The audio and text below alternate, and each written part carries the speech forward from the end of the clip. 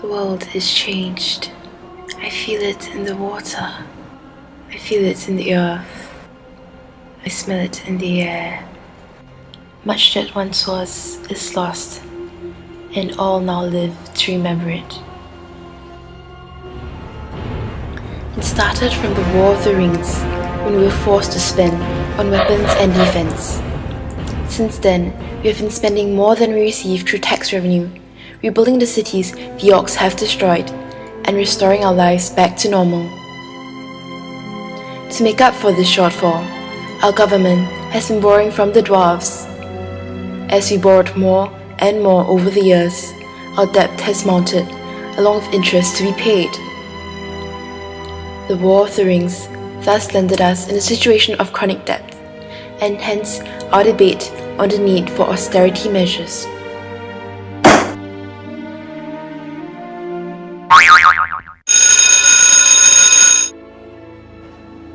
Austerity measures are policies implemented by governments to reduce debt to more manageable levels. They do so by reducing government expenditure and increasing government revenue.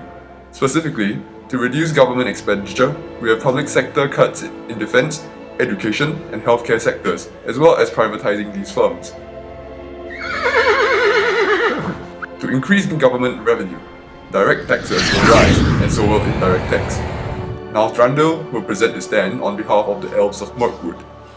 We, the Mirkwood elves, will not accept the austerity measures, as it is undesirable for economic growth, inflation rates, and unemployment levels. Firstly, there will be a large contraction in the economy due to the reverse multiplier effect. When government spending falls, the elves working for the government will have lower wages. They will then consume less goods and services. The elves that provide these goods and services will in turn earn less income, leading to even more cycles of reduced consumption.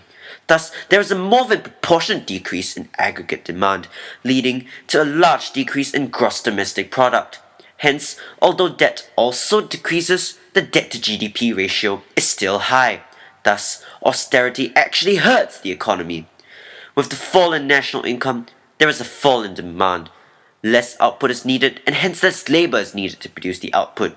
This results in retrenchment, increasing our unemployment rate. There are also public sector cuts in education, healthcare, and defense. These, combined with an increase in taxes, limits the elves' ability to afford a better standard of living. In the long run, a decrease in funds for education can also result in an unskilled workforce.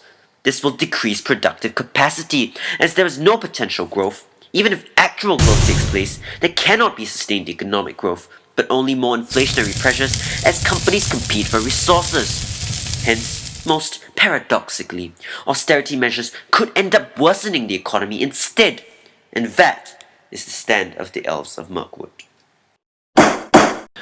We of Rivendell strongly disagree and support the implementation of austerity measures. Privatization of some industries will lead to less burden on the government, as the state does not need to pay to keep industries up and running. Competition created by privatization will also force companies to cut costs and be more productive, increasing productive efficiency. This will lower the cost of production as well as increase productive capacity, as more can be produced per unit labor, resulting in both potential growth and actual growth. In the long run, the elves and the dwarves will have more confidence in our economy as our debt shrinks substantially over the years.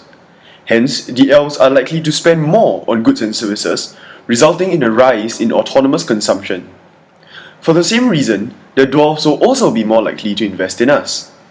This will boost our aggregate demand and result in large actual growth. Therefore, although we may have to suffer in the short run, austerity measures will help our economy to grow in the long term, possibly leading to a higher standard of living for future generations. Hence, we are for austerity measures. Lady Galadriel, your decision? Here is my law. One law to rule them all. One law to find them. One law to bring